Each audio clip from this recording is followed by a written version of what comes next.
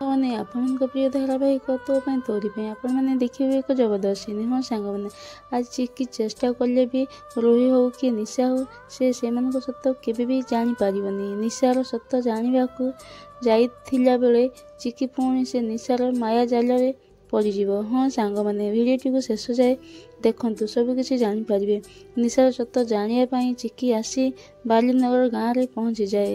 ଚିକି କିଛି ଲୋକଙ୍କୁ ନିଶାର ଫଟୋ ଦେଖେଇ କହିବେ, ଆପଣମାନେ ଏ ଝିଅକୁ ଚିହ୍ନିଛନ୍ତି କି? ସେ ଏ ଗାଁରେ ରହୁଥିଲା। ଚିକିର ଏଠିକି ଆସିବା କଥା ଶୁଣି ନିଶା ଜାଣିଦେଇଛି ଯେ ଚିକି ପଛେ ପଛେ ସେ ବେଶ ବଦଳେଇକି ଆସିଯାଇଛି। ଚିକି ଉତ୍ତର ନ ପାଇ ଚିକି ଚିନ୍ତାରେ ଛିଡ଼ା ହୋଇଥିବ। ଠିକ୍ ସେତେବେଳେ ନିଶା କ'ଣ କରିବ ନା, ଗୋଟେ ପାଦରେ ଛାଞ୍ଚ ଆଣି ଚିକି ଛିଡ଼ା ହେଇଥିବା ଜାଗାଠାରୁ ଓଲଟା ପାଦଚିହ୍ନ କରି କରି ଚାଲିଯିବ। ସେତେବେଳେ ଗାଁର କିଛି ଲୋକ ଚିକିର ପାଦଚିହ୍ନ ଦେଖି ନେବେ ଓ ଚିତ୍କାର କରି କହିବେ, ଆରେ ଓଲଟା ପାଦଚିହ୍ନ, ଏ ଚିହ୍ନ କୋଉ ମଣିଷର ନୁହଁ, ଏ ଝିଅ ତ ଗୋଟେ ଡାହାଣୀ। ଏକଥା ଶୁଣି ଗାଁ ଲୋକଙ୍କ କାନରେ ପଡ଼ିଯିବ। ସମସ୍ତେ ଦୌଡ଼ି ଆସିବେ।